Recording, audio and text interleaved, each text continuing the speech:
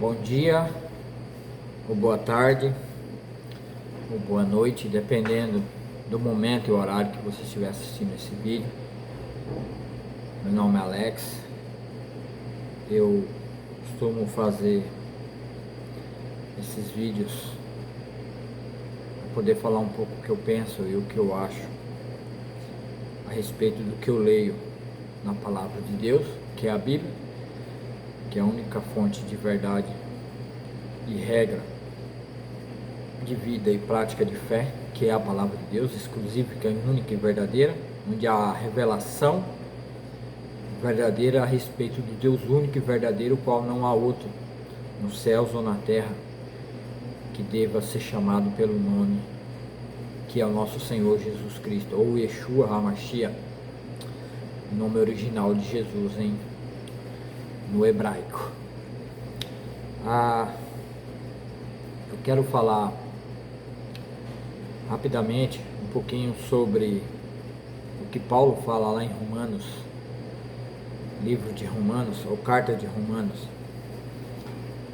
capítulo 3.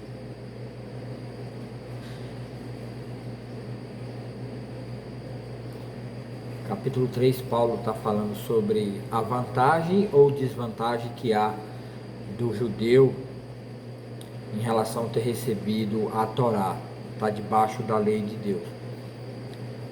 Ele fala sobre ele está escrevendo aos romanos, possivelmente judeus que moram em Roma, ou direcionado a algum grupo em algum lugar que eram judeus, talvez pode ser judeus romanos, né? Como os judeus foram dispersos por todo o mundo, e tinha judeus em Roma sim, que Priscila e Áquila, o qual vai aparecer no ministério de Paulo lá no livro de Atos escrito por João Marcos, vai aparecer Priscila e Áquila que moram em Roma. Então possivelmente tinha igreja em Roma, ou grupos de judeus romanos. Então Paulo vai falar para eles a respeito da esperança que eles tinham de obter a salvação através da prática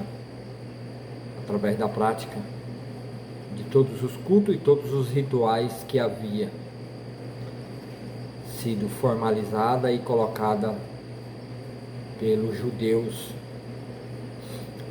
pelos rabinos, pelos fariseus e por 5 grupos que tinha preeminência da religião dentro do judaísmo. Então Paulo, escrevendo essa carta lá no capítulo 3, a partir do capítulo 3, versículo 9, ele vai dizer assim, Paulo vai dizer assim: porque somos nós mais excelentes? Paulo está fazendo a pergunta.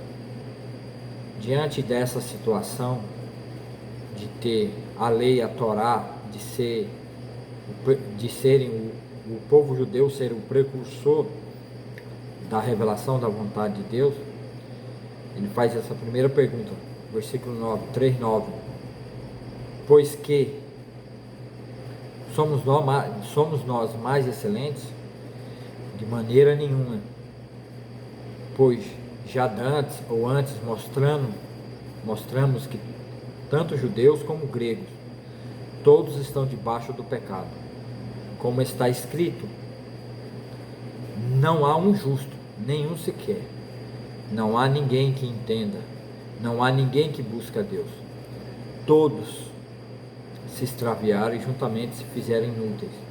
Não há quem faça o bem, não há nenhum sequer.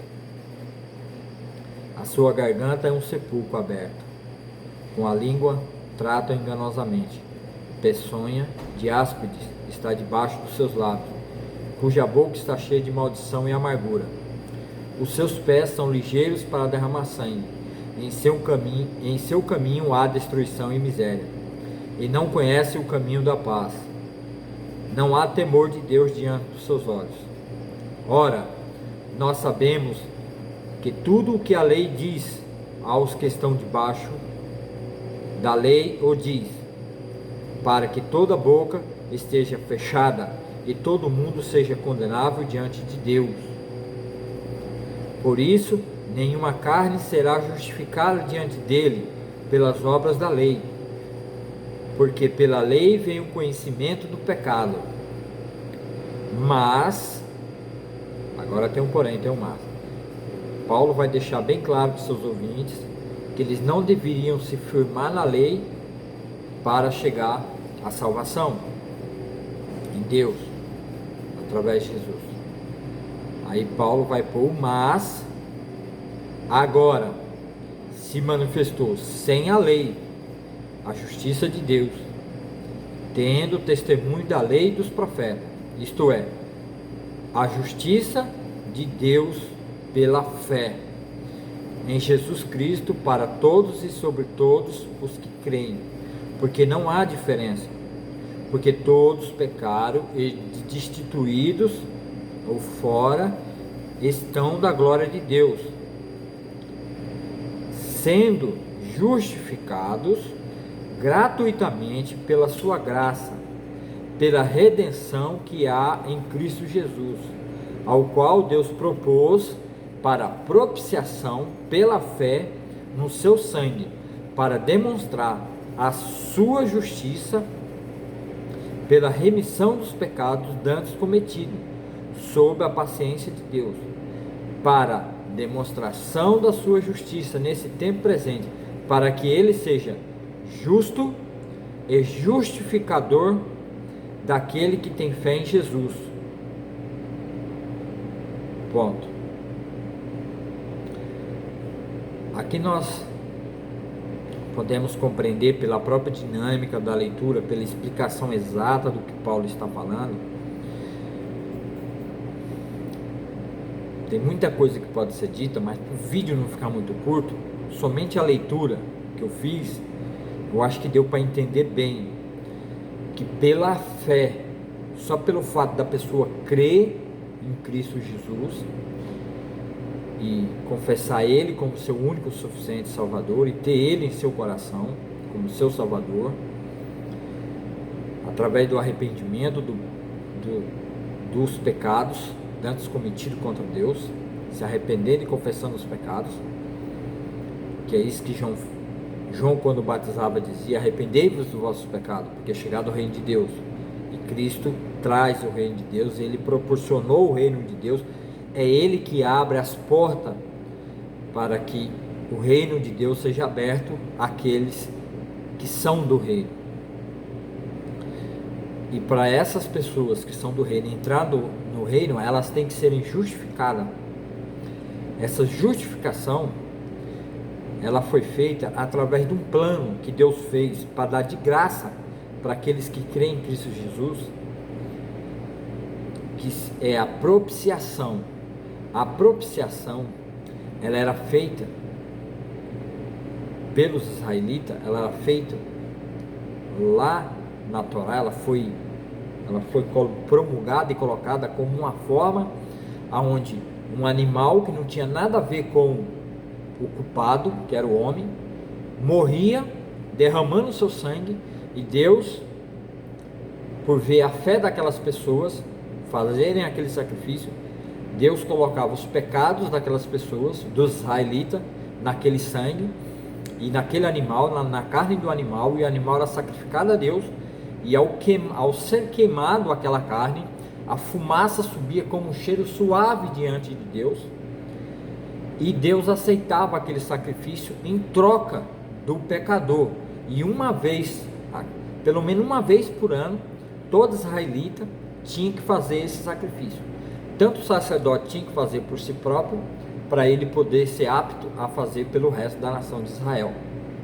Então, ele tinha que fazer esse sacrifício. Então, no passado de Israel, até Cristo, Deus apontava a forma que era feito a justificação daqueles que eram salvos por Deus e podiam se tornar participantes do reino de Deus no futuro, sendo justificado gratuitamente pela sua graça, quer dizer, dado de graça, pela redenção que é em Cristo Jesus, ao qual Deus propôs para a propiciação pela fé em seu sangue, para demonstrar a sua justiça pela remissão dos pecados antes cometidos sob a paciência de Deus. Então quer dizer, a propiciação é a justificação. Ser salvo não significa que o pecado ele foi simplesmente, que nem algumas religiões pregam, que o pecado ele foi anulado por Deus. Deus, ao ver todo o sofrimento de Cristo, ao verificar que Cristo morreu, que o Filho dele justo estava morrendo naquela cruz, e Deus se compadeceu de Cristo por ver todo aquele sofrimento, e Deus, por ver o sofrimento de Cristo, Deus teria, assim, de uma forma romântica, né, tido tanta pena do seu filho, né, por ver ele morrendo naquele Calvário, né, no lugar daqueles outros, né, por todo aquele sofrimento afligido a ele. Aí Deus teria aceitado aquele sacrifício. Mas a questão não é esse o entendimento. Se a gente parar nesse entendimento que Jesus, que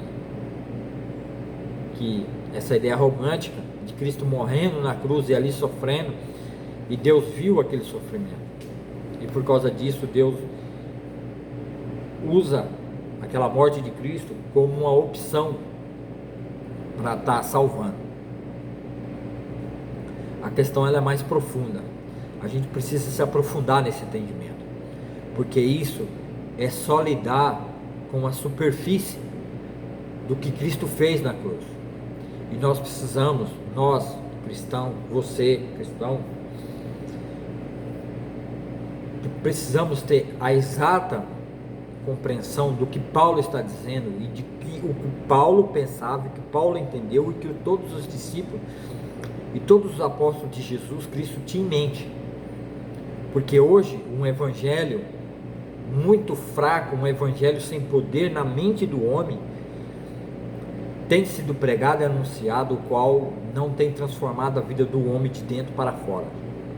Só tem tratado superficialmente o homem, mas não tem tratado e não tem colocado dentro do coração do homem, imprimido lá no coração do homem, não tem aberto os olhos do coração para ele perceber a profundidade do que Deus de fato fez.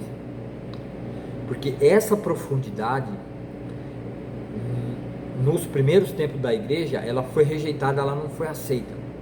Porque isso era uma ideia totalmente absurda, tanto para judeus, para grego, para romano, era uma ideia totalmente absurda. É a ideia de quê? É a ideia de que Deus, o verdadeiro Criador dos céus e da terra, vem na forma de seu Filho, e ele sendo Deus na terra, e sendo 100% homem, ele morre. E é essa profundidade que nós temos que nos aprofundar e entender. E você, cristão, precisa entender isso bem claramente. Porque ao dizermos que Deus, de graça, gratuitamente, Deus pega seu Filho e através da sua morte ele perdoa os pecadores, então isso significa, assim como um animal no Antigo Testamento, até lá no Jardim do Éden, um animal teve que morrer para cobrir o pecado, cobrir a nudez de Adão e Eva, que chama broto evangelho, a raiz do evangelho. Assim também Deus, na forma de seu Filho, ele morre naquela cruz. Então isso significa que Deus pegou alguém que é inocente, no caso Jesus, e planejou levar ele à morte e colocar naquela cruz. Um inocente pelo culpado. Deus fez do inocente, que era Jesus, Yeshua HaMashiach, culpado. Imagine só, Deus, um Deus soberano, um Deus santo, Deus um juiz justo, que julga sobre toda a terra, um Deus que não comete nenhum ato de injustiça, Deus justo, ele pega o seu filho, que é juridicamente limpo, santo, sem não ter cometido nenhum tipo de pecado, nem contra os homens, e nem contra Deus, nem contra a sua própria carne, e condena ele naquela cruz. E na morte dele, Deus faz dos culpados, todos que são culpados, porque Paulo deixou bem claro no texto, tanto judeus e gregos são culpados, porque Deus findou todos os homens debaixo do pecado, e Deus, através da morte do inocente, pega todos esses povos que são salvos por Deus, e tudo na criação que foi contaminado pelo pecado, e purifica, limpa através do sangue de Cristo. Quer dizer, oferece perdão, purifica. E isso ele faz de graça, e ele não cobra nada. Isso significa que Deus pegou o injusto, o devedor, que deveria receber toda a ira infinita de Deus, uma ira infinita, porque Deus é infinito, Deus é um ser infinito, Deus não tem começo, nem meio e nem fim. E o seu pecado, o tamanho do seu pecado, o tamanho do pecado de Adão, Adão pecou uma única vez contra Deus, e toda a raça humana, e todo os céus e terra e o universo foi jogado debaixo de maldição, corrupção. Tem que se degradar, o sistema todo tem que se degradar. Então essa é a primeira parte. Aí depois eu vou tratar da segunda parte, que é o texto de Provérbios 17, 15, onde Deus vai falar sobre esse assunto, que é abominação diante de Deus, justificar, ou é abominável diante de Deus aquele que condena o justo e aquele que declara o pecador o pecador inocente, tá? Então vamos fazer essa primeira parte aqui.